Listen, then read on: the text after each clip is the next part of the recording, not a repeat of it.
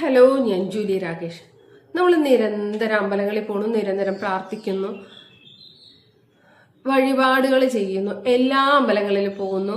എവിടെയെങ്കിലും ദൂരം ഒരു അമ്പലമാണ്, അവിടെ പോയി ഇന്ന കാര്യം നടക്കുന്നു, നമ്മൾ അങ്ങോട്ട് പോകുന്നു, അവിടെ വഴിപാടുകൾ ചെയ്യുന്നു. കാര്യം ശരിയായില്ലെങ്കിൽ ജോത്സ്യനെ കാണുന്നു, ജോത്സ്യൻ പറയുന്ന വഴിപാടുകൾ ചെയ്യുന്നു.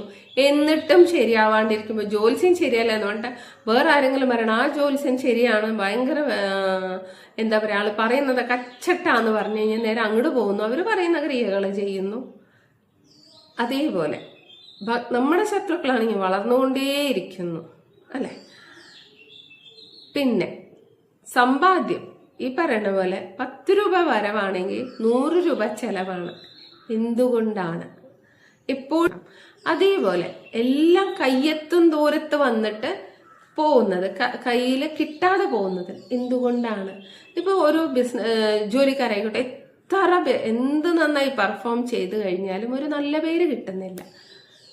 കുട്ടികൾ നന്നായി പഠിച്ചു കഴിഞ്ഞാൽ അവർക്ക് പരീക്ഷാ ഹാളിൽ പോകുമ്പോൾ നമ്മൾ അമ്പലത്തിലും പോയി എല്ലാവിടെയും ചെയ്ത് ദൃഷ്ടിയൊക്കെ കളഞ്ഞിട്ടാണ് വിടുന്നത്.